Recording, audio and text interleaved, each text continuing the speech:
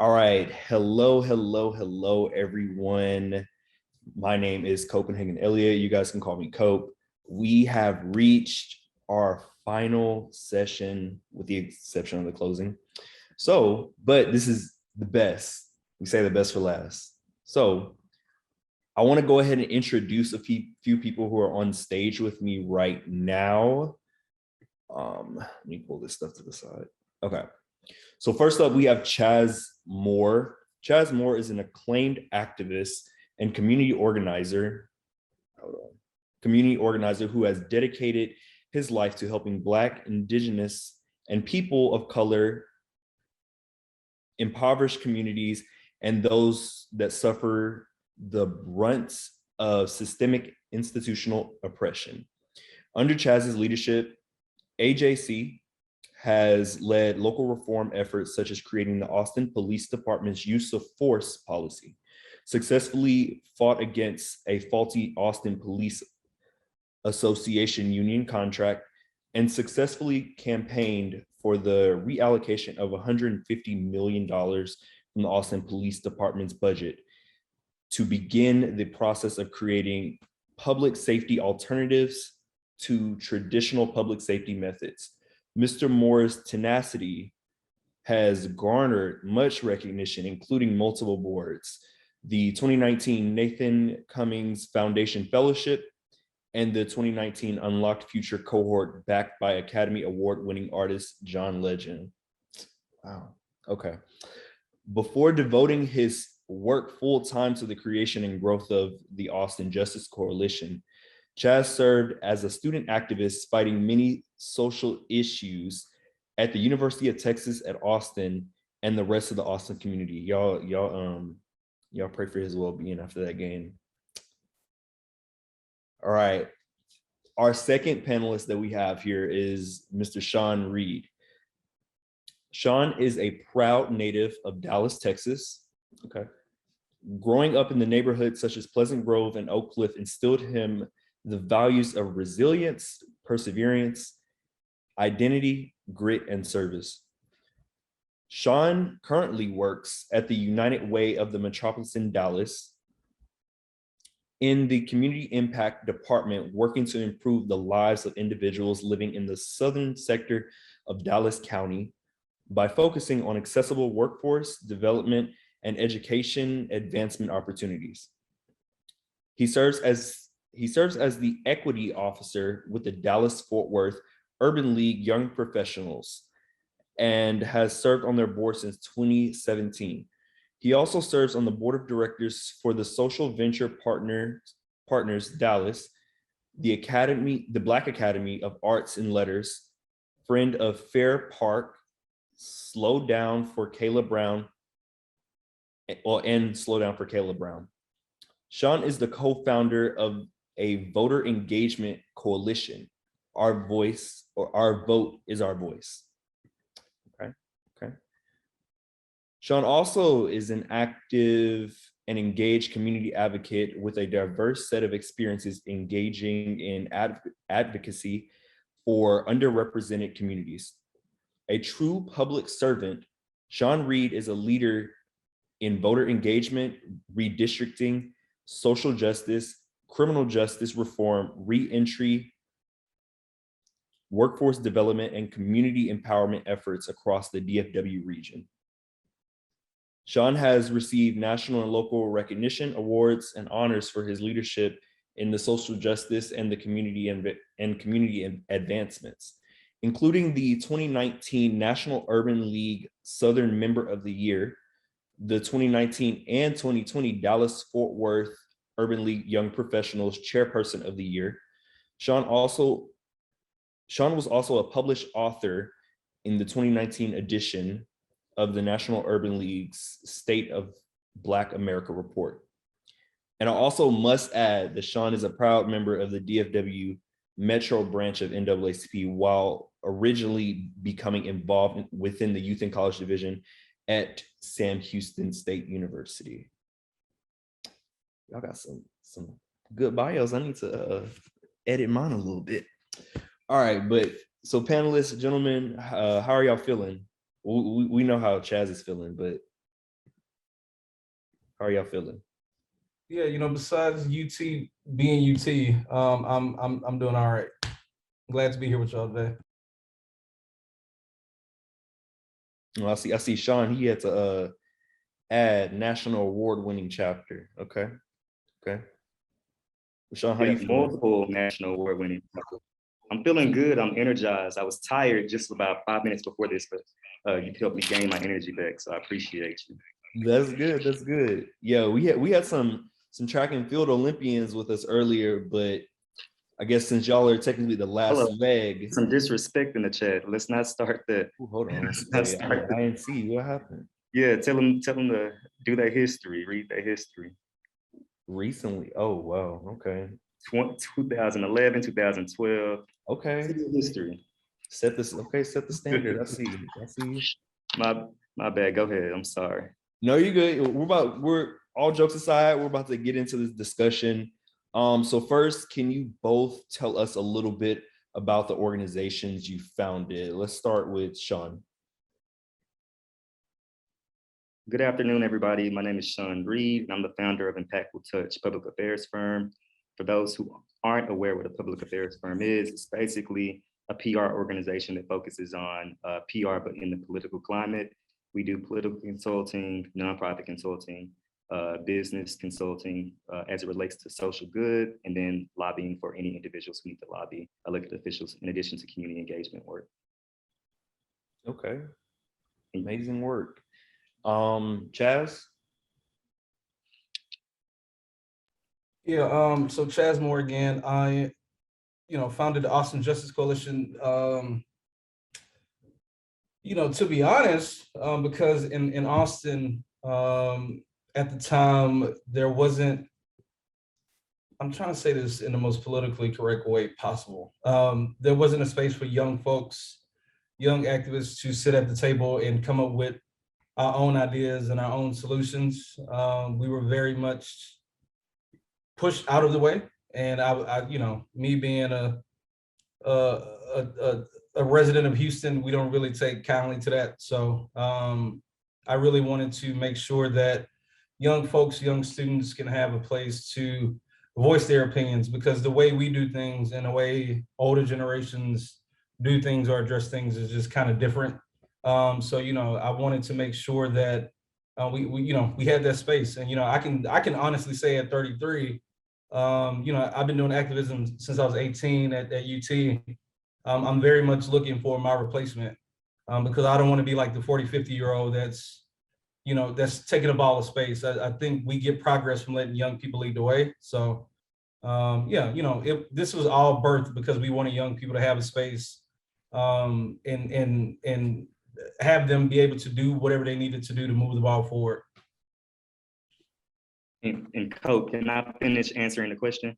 Yeah, go ahead. I think you asked about odds. I want to make sure people know similar that I founded this organization based on a need. I worked a whole bunch of campaigns and didn't see a lot of young people in the political strategy side of those campaigns. A lot of times when working campaigns, they try to put young people in organizing volunteer type of roles, and they don't value our voice and the political strategy of it all. Also, I saw a need to kind of bridge the gap between two generations, and not just even two generations, but organizations that are working together in a specific area but aren't communicating well. I think a lot of people do their specific mission work in their area, but they don't do strategy well. So there was an opportunity for me to bridge that gap and help small organizations who don't have a large capacity or fairly new candidates who want to run for office develop what strategy is, so we can work together more cohesively to move a shared agenda forward. Not only that, there's only one Black PR public affairs firm in the DFW area, and a lot of times they're getting all of the city contracts and the big contracts with candidates and nonprofits. And because they're the quote unquote token Black organization, they, after so many years, I don't think they did an efficient job with money that they're receiving in the community. And I think that there needs to be space to give nonprofits, government entities, and candidates more options opposed to just going with this organization because they've been here for 20 or 30 years. Got you. And one And question so- really quick, I'm so sorry. Go ahead. The Texas NAACP, who's behind that, this Texas NAACP, who's coming after? It's me, Sean. Oh, okay. Wow. Okay. Got you. Okay, great information. Thank you for that. So really quickly, if you're in the audience and you have any questions, please feel free to use the Q&A, or I mean, even if you want to place in the chat, we'll take those as well. We do have a few pre-prepared questions I wanted to ask both of you gentlemen. So for one, like how do you identify the needs of your specific community? Like what steps do you go through to identify those? It can, either one of y'all can answer. So for us, you know, we let the community identify those problems, right? Like who am I to tell the community that you need this or you need that? Like we have a pretty robust outreach and organizing team that builds relationships with people. And I really think that's probably the better answer to the question, because I think a lot of activism, and like I think this is where I realize I'm getting old and kind of grumpy. I think a lot of activism is more about these small group of people, this one person telling people what they need, as opposed to actually empowering people, right? So, and the only way you can really empower people, in my humble opinion, is about building relationships, right? Like people feel more vulnerable, they feel more trusting with you if you build those relationships. So a large majority of the work that we do is building relationships with people so we can be there when they want to tell us what the needs that they have, right? And you're right, it does differ, right? We have something I learned very quickly, is that Black people are most definitely not a monolith. You have Black people like me that I don't want cops around me ever, anywhere at all. I imagine a world where we don't need police, but you know, you talk to some people mainly around 40 and up, they want police, right? they want police to protect them from what they perceive as danger from younger Black 9 times out of 10 men, or whatever. So, you know, it's like, how do you do both of those things, right? How do I appease both my abolitionist community members that say, you know, yes, let's defund the police, let's take all the money and do community driven, community resource things. And then how do I make sure granny and uncle and auntie get the safety that, although I can debate, and I probably will debate, but how can I assure that they get the safety they need from this wild concept of community policing that I don't even know what that is. You know, so for me, it's about building relationships with community so they can tell you what they need, and then really letting the community be the driving force behind the changes that they seek in their own communities. Definitely community driven. Sean, do you have anything to add? I think Chaz said it perfectly and summed it up well. And we do the same thing. We make sure that community has a voice in the decisions and the activity that we're doing with our organization, whether that's on the LLC side or the nonprofit side. And I think any nonprofit organization that exists should definitely have community voice in those decision makings and community voice on the boards that represent them. One thing that Impactful Touch created is a needs assessment. We're running it through OBOB, but it's just a survey essentially where we survey the people that we're reaching and we ask them simple questions like, you know, do you have any needs? What are those needs? Do you vote? Why don't you vote? What issues are most important to you? Rank these issues. And a lot of times, like Chaz mentioned before, it's people showing up in communities and saying, these are the concerns of the most priority of this community. And sometimes those people are Black, but just because a person's Black doesn't give them the right to be the spokespersons for that community. And in some instances, they're removed from that community that they're trying to represent. Like, you know, they may have been born there and raised up there, but they may have moved somewhere else. So it's always best to get your information directly from the set of people. And then when you're gathering the information, differentiate it. So in the survey, you know, I break it up by zip code and then by age, because you can have two different age groups in the same community who have two very different needs. I'll say this and that's it. For instance, Trey spoke at the last session about the what was that? The curfew, the children curfew, the child curfew. Yeah. And in South Dallas or Southern Dallas, it was a huge divide within the Black community. And on a lot of issues, it's a huge divide in the Black community. But by having relationships and talking to people specifically, you're able to say people between this age want this and people between this age want this. And you're better able to navigate those spaces when you kind of ask questions and notate it in that sense. Definitely. So I wanted to kind of ask what, and you can answer individually, what do y'all's organizations have going on like right now? So if anybody wanted to be involved or just wanted to know what you guys had going on, what does that entail?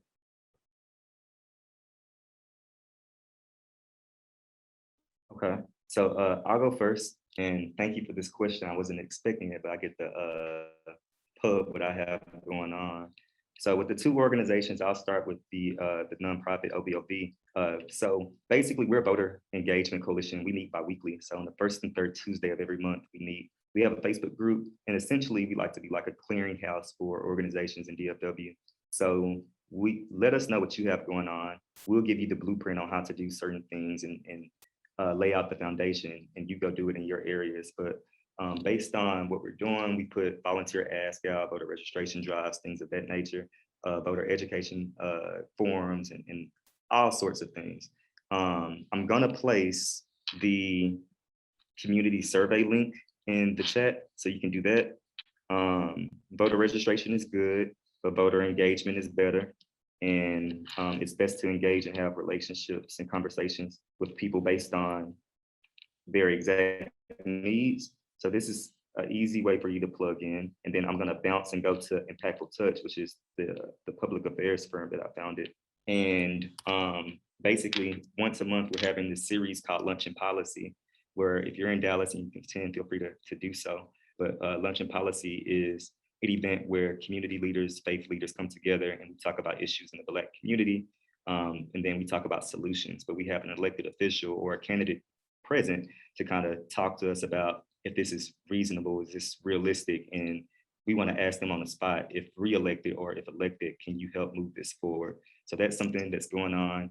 And then we have a young civic empowerment program. And this is something that all of you guys can get involved in. It's for people under 28 who are looking to get into civic empowerment, civic engagement, electoral things, but they haven't received the opportunity yet. A lot of times you have to pre-qualify for stuff to get selected on things. And being fresh out of college, you may not meet that qualification, but then what are you doing in between 22 and 25 while you're trying to gain that experience? So this is an opportunity where we have an 8-week accelerator program, and we go over campaign management for 4 weeks, and then we go over issues for 4 weeks, and then we help the young individuals find ways to engage. So I'll put both of those in the chat, and if you're interested, feel free to apply. We have a few spots left, and we're starting in about 2 weeks. And once you complete, there's a $250 incentive on completing those 8 courses. Perfect. Thank you for that information. Yeah, and I say this reluctantly. We've grown so much over the last year to where we've hired a lot of people, and I've been forced to do my role as an ED. So I'm doing like a lot of traveling and speaking engagements and stuff like that. And I don't even know all of the stuff we're working on, but I do know a few. I think the biggest thing we're working on right now is this anti-Prop A nonsense in Austin. Prop A is this ballot initiative that's run by Trump, residue folks that want to mandate the city of Austin to hire 2 cops per every 1,000 resident, which means that if this thing passes, we would have to hire 400 to 500 new cops in the next 45 years, and it will cost anywhere between $300 and $500 million, which would quite literally bankrupt the whole city.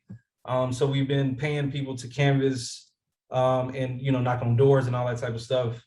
We've also started this other initiative called DOPE, the DOPE Project, where we pay field organizers to kind of be like our ambassadors in each of the 10 districts in Austin to make sure that we're organizing people very organically in their own communities and their own districts. Fun stuff we have coming up is something I'm very excited about. I've been talking about for years is Bros Brunch or Bro Brunch. You know, again, I've been learning a lot. I've been unlearning a lot as a cisgender Black man about who I am and who I need to be. And I really think that we as men really need to unpack and unlearn as much of this like white, Eurocentric, heterosexual shit that we've been brain fed and all that type of stuff. So we're starting this Bro Brunch series for a couple of reasons, to do that very serious, much needed work, but to also have a space for Black men to come and mingle and kick it, right? Because we know sisters do that all the time, right? Like sisters be having parties for, breakups, weddings, baby showers, all kinds of, like sisters just really have this ecosystem of support. And we really want to like break up this idea that when men gather that it's, it's weird or it can't be a vibe and all that type of stuff. So we're really trying to cultivate this safe yet brave space for Black men and men of color to come and be together and learn and unlearn and have fun, but also do the work needed so we can be better individuals in our own communities. And then, we're steady hiring, right? And when I say we hire, if you tell us you want to come work for AJC, you will first have a meeting with me and I will ask you, what do you want to do? Like, what's your gifts? And then we try to make it work. And, we pay very well comparatively to any other nonprofit in the state. And I know that for a fact, because that's something that I wanted to really break. Like a lot of people that work I know for a fact that somebody that works in a nonprofit that's been around for at least 100 years, they make 30 grand doing work that they should be getting paid. What is a minimum for us? Like a minimum at AJC is like 65K. Like experience or not, like we're gonna pay you to do this work because we know that Black people, Black queer people, Black women have been doing this work for so long for free, and like we're not doing that no more. So always hiring, always expanding, and really trying to let young people come take my job and take other people's job because like we've done our part. It's just like, hey, we're trying to pass the torch. So all right, y'all heard that they hiring. All right, look, you got some inquiries in the chat actually. But okay, so I do have a question from Siobhan, our state president. Can you both talk about your involvement or experience with the Texas NAACP or NAACP in general, and how we can forge better relationships with local based organizations? all right, so I'm gonna jump at this, Sean.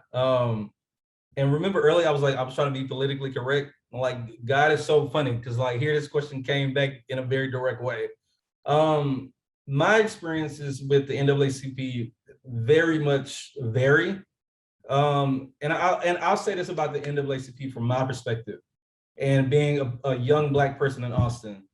When I go to DC or when I work with any youth chapter of the NAACP, I'm like, okay, that's what's up. But then in Texas, because I'm relatively, I'm relatively young. I'm hella young compared to statewide leadership, right? So it's that whole, who is this young buck coming into like our policy state legislation space, and it's very standoffish, right? Like to be very open and honest, when I first started my activism, I would reach out to the Austin NAACP for guidance, for help.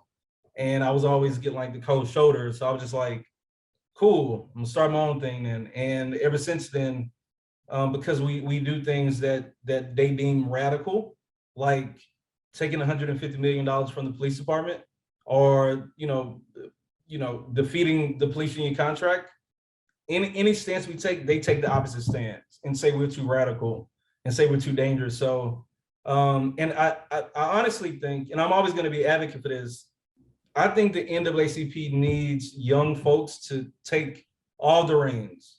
Like I don't think young folks need to be groomed and tailored for 10 to 15 years.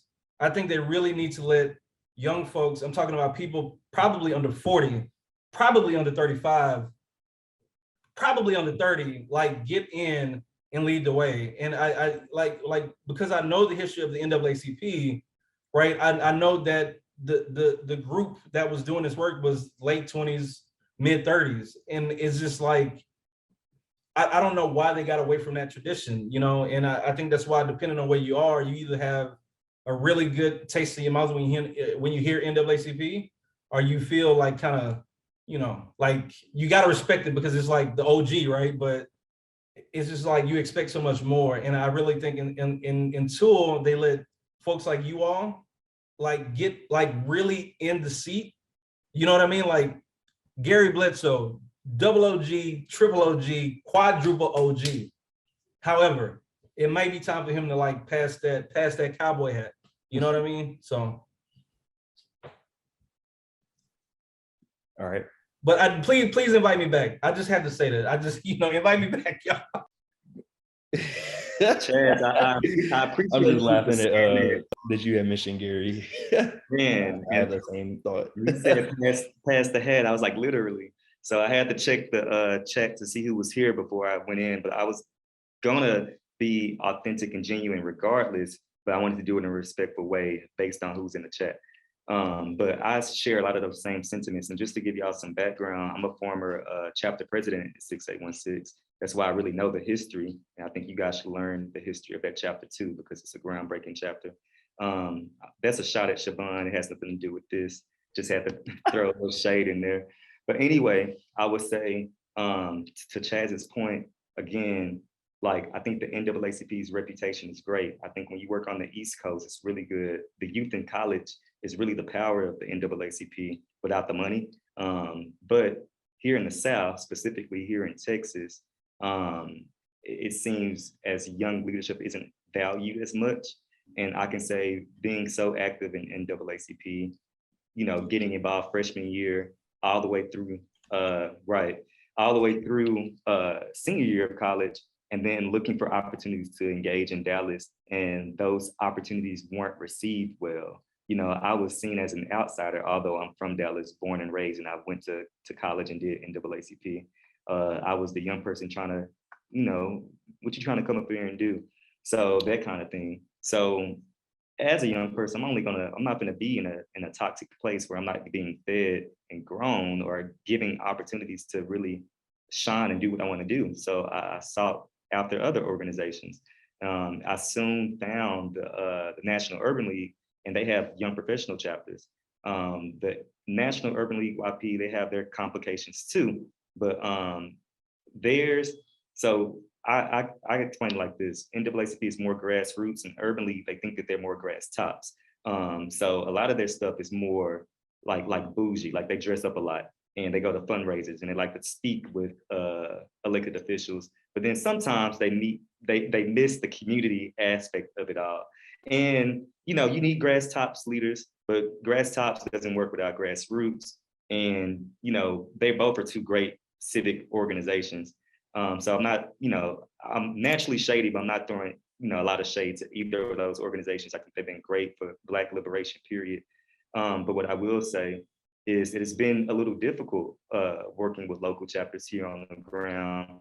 And then what they see as solutions or what they see as action is not always aligned to what I think could be. Like I see the things we created on campus level, I'm like, if only I had my campus leadership at the city level, and we'll really be able to shake some stuff.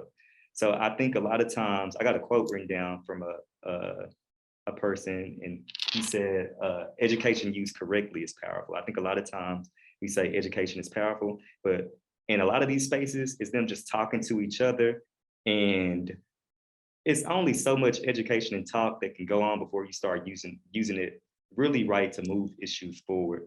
So to answer your question, there, it's been good and bad. There's opportunities for improvement, but it's definitely been beneficial as far as I guess validity, within the community to say you're working with the NAACP. There's a new chapter here in Dallas called the DFW Metro, that's very much engaged in community. I think has a true vision for greatness. But there are some reservations and some barriers that exist in the NAACP structure. And until they welcome young leadership and help those leaders grow, give them space to be authentic in themselves while also using their experience as guidance to those young leaders, I think there'll be a lot of just a lot of barriers and opportunities missed, but there's a huge opportunity. Okay. I'm looking for a home branch, so I might have to come check out DFW Metro. Oh yeah. Just double check to see if we have any more questions.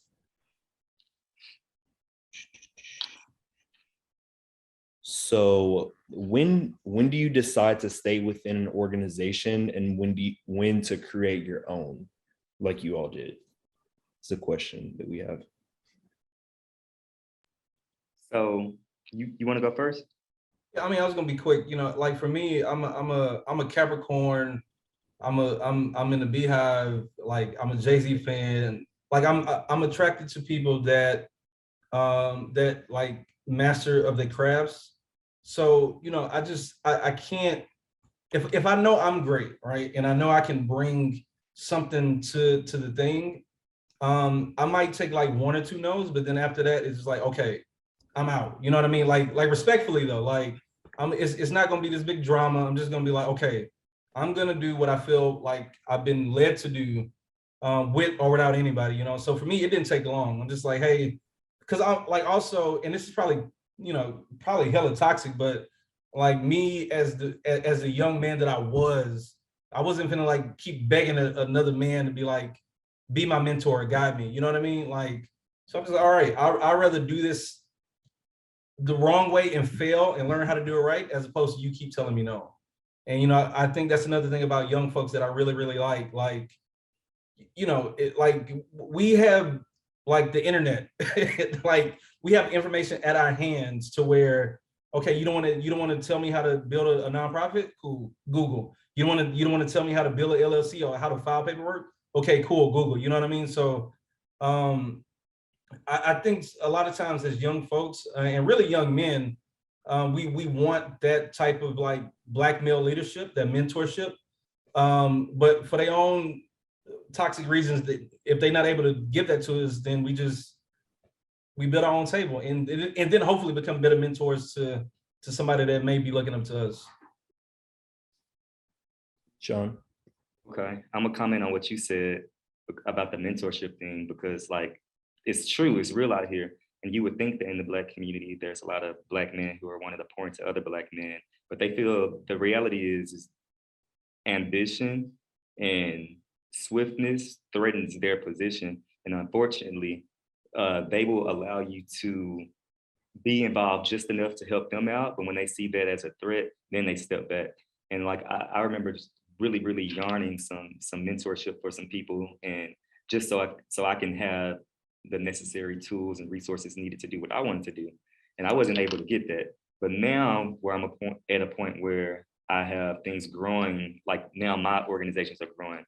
Now these same mentors are coming back and like introducing me on Facebook and stuff like, this is my mentee. I'm like, nah, when I reached out in 2015, you told me to just volunteer and come along. But now it's crazy, just 6 years later, now I'm the mentee and you've been helping me and you want to introduce me all this. Now we got the same context now, we're on the same level.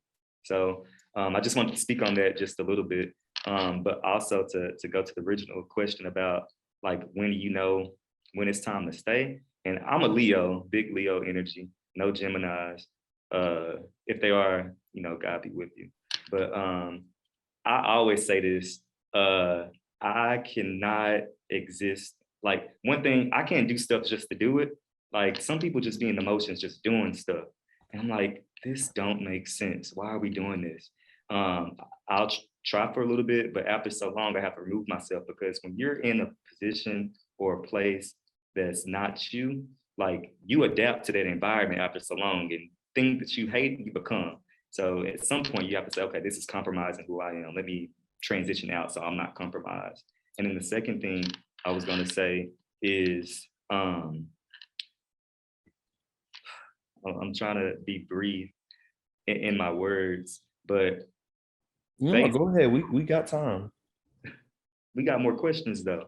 So remove her from the stage, please. Oh Lord. I was going to say that, you know, I can't do things that don't make sense to me.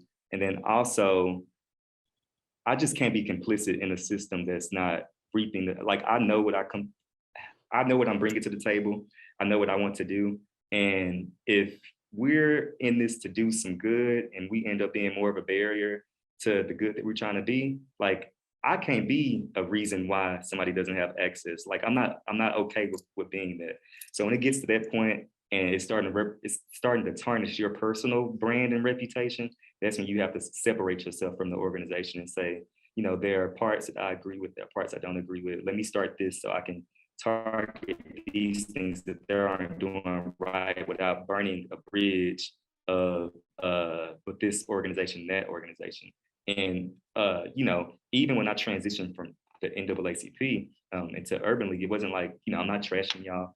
I'm not talking down all that other stuff. It was just, I knew that in the space that I was right now, I couldn't be effective in a capacity within this organization. So let me go somewhere where I can be effective, could keep the relationship. So when there's opportunities to work together, we can. And then in the future, when it's a better situation for me to walk into, like DFW Metro, let me join that branch to do some of the work that I've done. So don't compromise yourself and don't live in toxicity. That's insanity. Thank you. Thank you for that. So another question we have, for those who may be listening, who don't know where to start, who don't have a mentor, who is learning how to make an impact, which is all of us, that's what they said in quotations, what advice do you have for them? So they don't know where to start, they don't have a mentor, they're still learning how to make that impact. What advice do you have for them?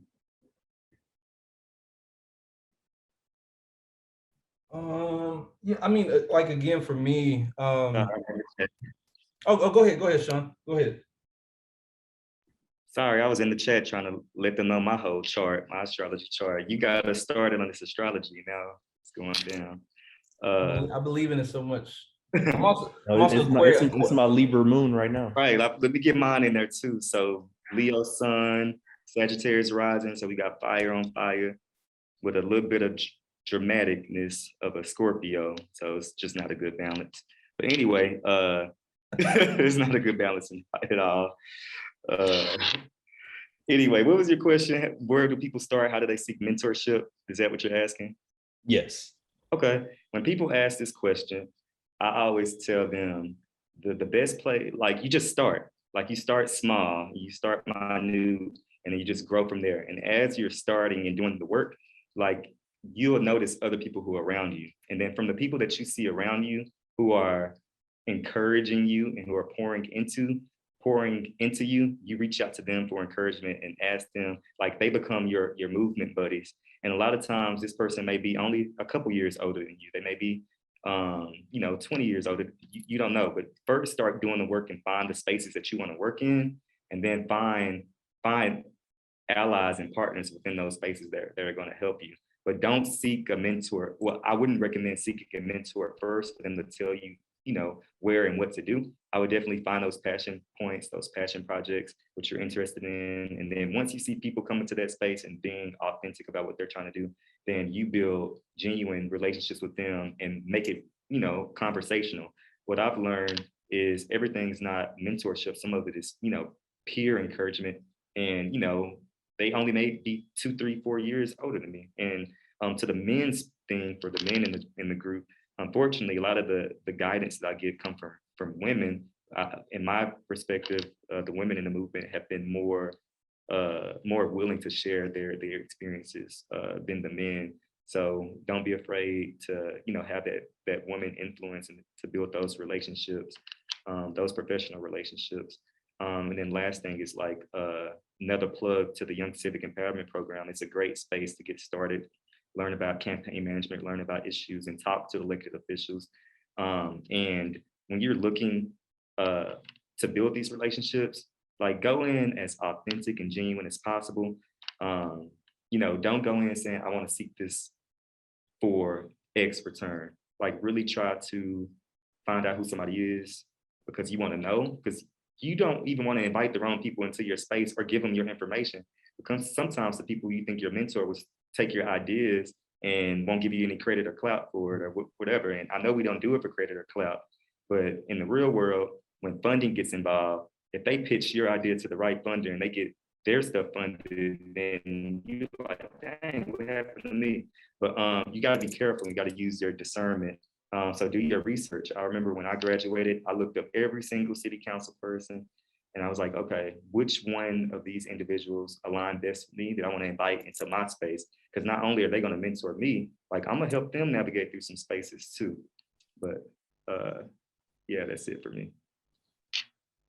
Yeah, I mean, I agree with everything he said. I think for me, it's probably most important to like know your passion points before you reach out for a serious mentorship. Because I've had people over the years, they hear me speak or they see the work we do or whatever, and they want to get involved, but it's like not for real. And me being who I am, again, like this Capricorn, that you know, I'm really a dope person, but I'm really only able to like be dope with people that are serious about like their own shit. You know what I mean? Like you know what I mean? Like if you're excited about me or the work that I do, like that's not a mentorship. That's a fan. You know what I mean? And like let me know how I can help you get to where you want to get, right? And I think another important thing with mentorship is realize that outside of people like Beyonce and Jay-Z, I am a huge Beyonce fan if y'all can't tell. Like a lot of these people are just human.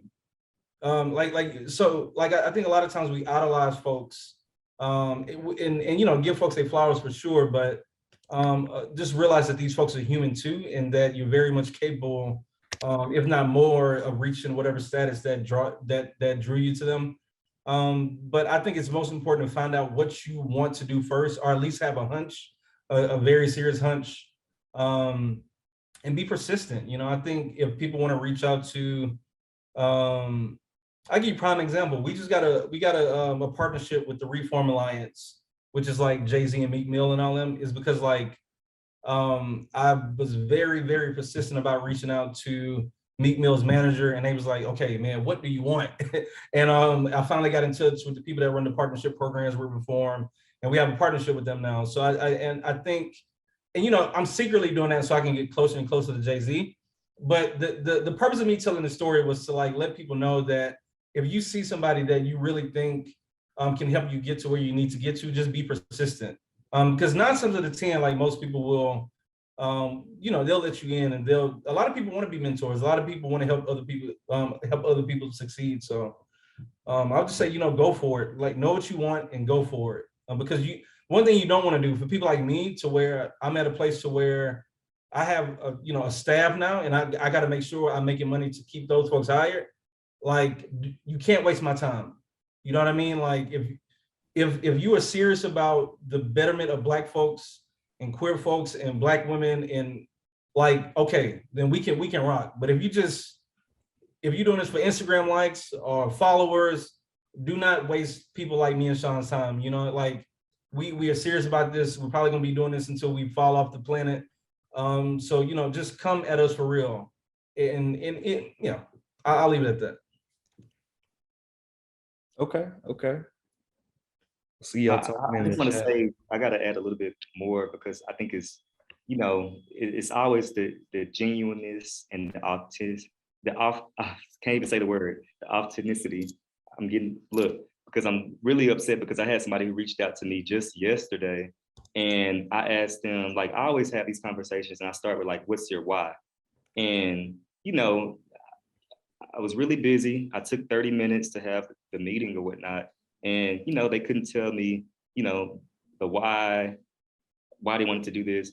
And I think it was, to Chaz's point, is like gratification, social media. Like, you know, I know I want to one day be an elected official, but then I'm like, you know, what's your why? What's your why? And I think so many people don't start with their why, and then they just want to, you know, use people for what they have, without really figuring out how can I learn from this person to move something forward? How can I help them? How can it be mutually beneficial?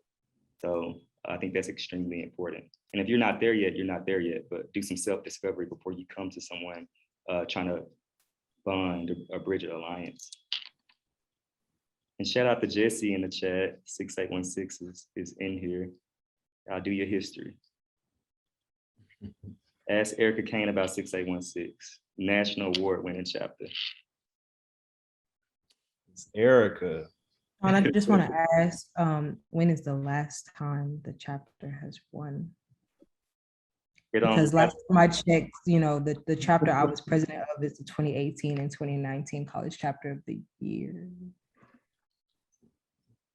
But I love you though, I really do. Let me tell you something. 16 and 17, my chapter was, come on. But, you know, I guess a chapter had to set the foundation for you guys to follow and just know what could be done. So I'm glad that we set the bar and y'all, you know, excelled and went over the bar. Continue doing it. I'm proud of y'all. But just know, you know, we put in that work. You're right. It's a that part on that we graduated, because we all know about that. Mm-hmm. But okay, so thank you both for all the information in this panel discussion. There's so much that we can take away from this discussion. But so as a token of our appreciation from the Texas NAACP Youth and College Division, we will be sending you a 2021 convention box. Does Siobhan have her camera on right now? With that, the shirt that Siobhan has on there, you get a mask, and because you know pandemic is still real, and a key tag that has a link to all of our resources. So the chat support will be sending y'all a link to order, to give us your information stuff for that in a private chat. And then we will be transitioning to closing remarks from President Siobhan Steuben. And we'll be on the same webinar. Okay, thank you. Okay, Cope ignored my question, so I'm Go ahead. That's president's privilege right there. Just Robert's snitches. rules, huh? Look, I amended the agenda. I'm so sorry. But no, y'all touched on a really great point, and I just wanted y'all to outline, at least from your opinion, like what's the difference between impact and performative actions, especially as y'all are talking about people talking to you and saying like, oh, I love what you do. That's great. But like, what does it actually look like to make an impact versus like them little black boxes on Instagram, you know?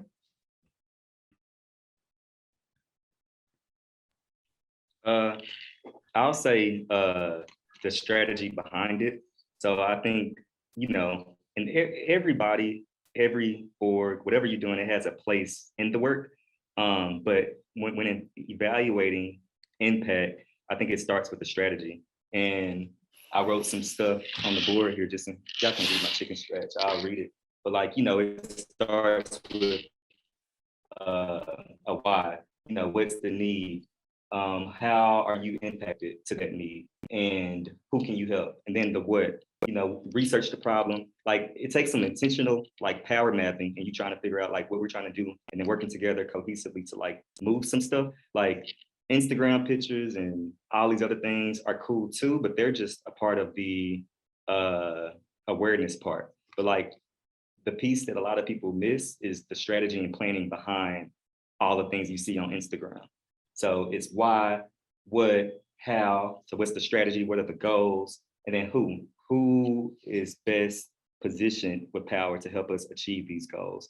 So there's certain situations or certain things that I wouldn't put myself in because I don't have the most power and influence in that particular community. So I'll have a side conversation with X, Y, or Z who can speak to those delegates of that demographic better than I. So I think what a lot of people miss is the strategy, and then calculating the actual metrics, which in return gives you funding. So once you get that down, you get more funding to do more work and have a greater impact.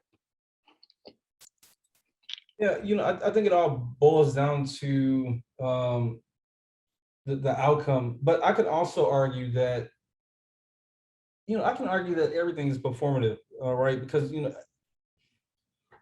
so for me, the end goal is to make sure we create a world where Black people are not killed and are valued for being Black, right? Like that's the outcome, and that's the outcome that I desire. I think people could argue that, even though we did this thing in 2017 where we became the only city, unfortunately, to defeat a police union contract, one might say, well, that police union contract fight and battle, although it took money from the police department, people have still been killed by police since then. You know what I mean? So like, we had a march last year with 15,000 people came out in the street. 6 months later, a brown guy was killed by police, right? So, I can argue that anything is performative, but I also think this is just like, we live in this weird time where people learn new words and they just kind of like run with it.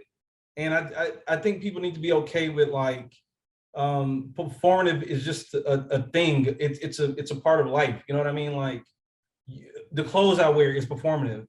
Like you know what I mean? Like, so now like, but again, to Sean's point, to some degree, I think the only thing that really matters is like, are you doing this performative action just to be performative, or are you using this to like move the needle forward, right? Like, out of the billion people, well, let's say 1 million people put the black dots up or black boxes up on Instagram.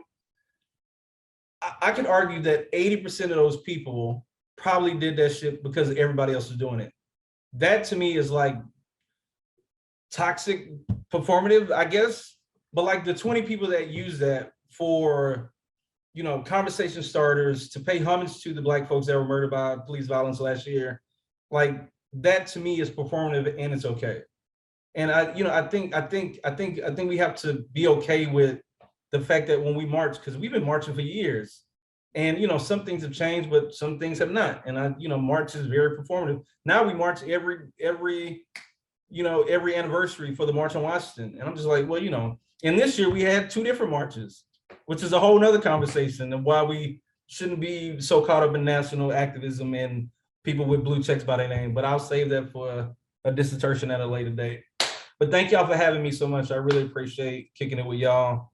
And Siobhan is, I was gonna cuss, I've been cussing too much, but Siobhan is dope. And I hope y'all keep rocking with her and follow her leadership, because these are the kind of people y'all need at the helm of NAACP. So thank y'all for having me. Oh, I appreciate that. I was not expecting that. Well, y'all, thank you, gentlemen, so much. Y'all don't have to stay, but you can. I mean, closing remarks will not be long, so you're more than welcome to stay. But Tech, if you would, you can take the spotlight off the gentleman so they don't feel like people staring at them this quiet moment. But I'm gonna go ahead and give you some closing remarks. Like I said, I will not be before you long. So you've seen this. This is our theme for the year nationally. But remember, on the state level, it is also about preparing yourself for the movement so that you are able to fight forward. So what I'm gonna do is I'm gonna show you 3 slides. First one is gonna be next steps.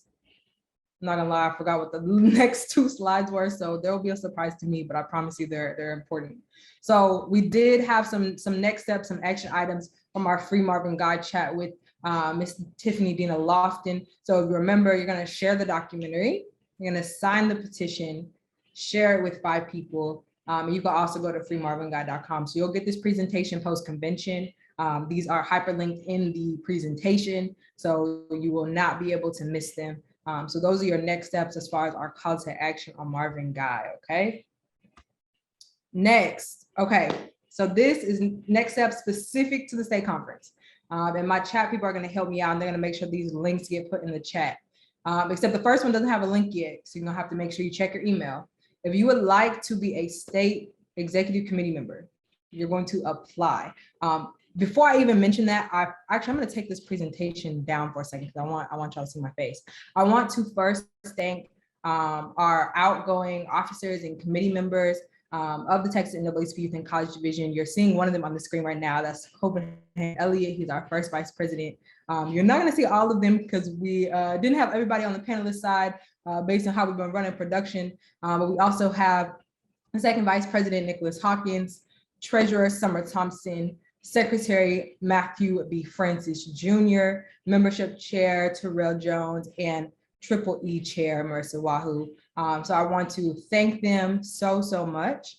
It has been an honor and a pleasure to be able to preside over this executive committee for the last 2 years. But surprise to you all, well, if you're a delegate, not a surprise, you'll see me for another 2 years. So that is kind of like the overarching message, making sure that you thank people, you thank them why they are here, and you make sure that they understand like how much their impact has meant. So I want to just make sure that's super clear. Give them a round of applause for not just the last 2 years. All of them have been engaged in the unit. All of them will continue to be engaged with units within NAACP. They didn't say that out their own mouths, but they mean it. So we're just gonna keep going after that. But if you would like to make that same impact, if you would like to contribute to the state conference, if you're unsure of what that even means and what that looks like, that is completely fine. Email me. Email me, call me, text me. There's a running joke. Everybody in the NAACP has my number. Fun fact, I actually got a business line because everybody in the NAACP has my number. And I needed to separate that so I can go to sleep at night. But I will put my number and my email in the chat. So if you have questions around that, please don't be afraid to reach out. I know Chaz and Sean talked about not knowing where to start. It is okay. Youth and College Division is a leadership development pipeline. Well, actually not a pipeline. Chaz said that. I said in the chat too, like we are leaders now, but if your leadership needs to be developed, that does not mean you cannot serve now. So I want to be super clear about that. The second is subscribe to our weekly email. So we do a weekly newsletter on Wednesdays. That's also where you will find the executive committee application. So if you did not register, somehow somebody sent you this link, you didn't actually register through our website, you would not be on the email list if you're not already on it. So make sure you subscribe so you can ensure you get it. Now the convention box.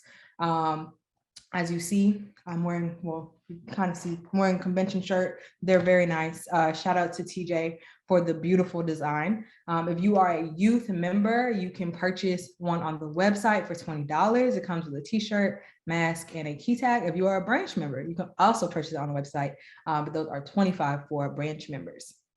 And last but not least for this slide, follow us on social media. We do follow back.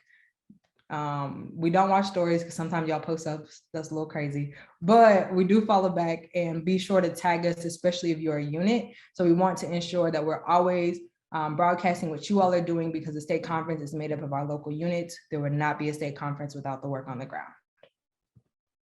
And last but not least, so for our units on the call, we do have some things that are coming up that we are already in the works of, even though we just started the new, well, actually, we haven't even started the new term. Once this call ends, the new term begins, but we will be bringing back some things that we've done in the past and revamping them. So we'll be doing some monthly calls, getting you into clusters in your area. So like all the Dallas folks, I'm gonna make sure y'all know all the Dallas folks. Funny how we haven't done that before, but we're not gonna talk about it. We're just gonna be about it. And then we're gonna work on some trainings so we can have more conversations like this. The ones we had today, really every single conversation we had today was great. And I think whether it was a panel, a training, a discussion, we were able to take so much away from it. And then of course our issue area campaigns, which are not new, but we will continue to launch some of those. All right, so that is actually all I have for y'all. So I'm gonna go ahead and take this presentation down. Again, if you have any questions, actually, let me type this right now. You can email me. You can also email the state conference. Although, if you want a quicker response, you should just email me. But if any questions about anything, if you want to start a unit, in case you're not involved in one, anything. And my number will also be in the chat. I do actually mean use it.